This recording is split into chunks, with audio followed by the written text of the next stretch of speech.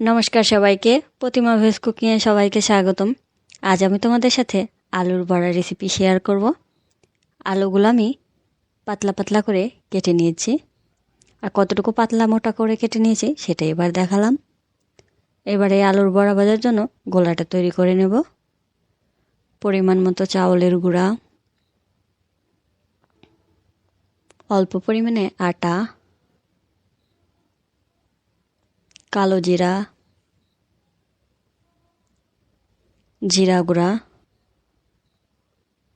মরিচ গুঁড়া, হলুদ গুঁড়া, পরিমাণ মতো লবণ, ধনিয়া পাতা কুচি। এবার অল্প অল্প জল দিয়ে গোলাটা গুলিয়ে নেব। একবারে বেশি জল দেওয়া যাবে না, তাহলে পাতলা হয়ে যাবে। গোলাটা তৈরি হয়ে গেছে। এবার আলুর বড়াগুলো ভেজে নিতে হবে। প্যান বসিয়ে দিয়েছি, এবার পরিমাণ মতো তেল দিয়ে দেব।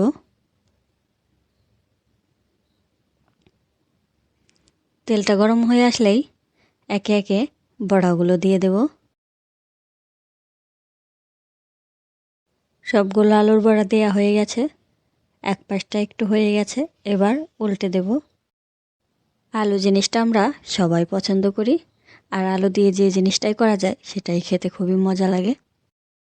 আলু ছাড়া আমরা কিছু কিছু আইটেমের কথা চিন্তাই করতে পারি না। আজকের এই আলু বড়া রেসিপিটা এতটাই মজা যে একবার না খেলে এর স্বাদ বোঝা যাবে না। আশা করি তোমরাও একদিন বানিয়ে খেয়ে দেখবে, আর কেমন হলো সেটাও কিন্তু জানাতে ভুলবে না। আলুর বড়াগুলো লাল লাল করে ভেজে নিয়েছি, এবার তুলে নেব। এর থেকে আর বেশি ভাজা যাবে না। একটা প্লেটে এবার নামিয়ে নিচ্ছি। আজকের এই রেসিপিটা কেমন লাগলো অবশ্যই কমেন্ট করে জানাবে।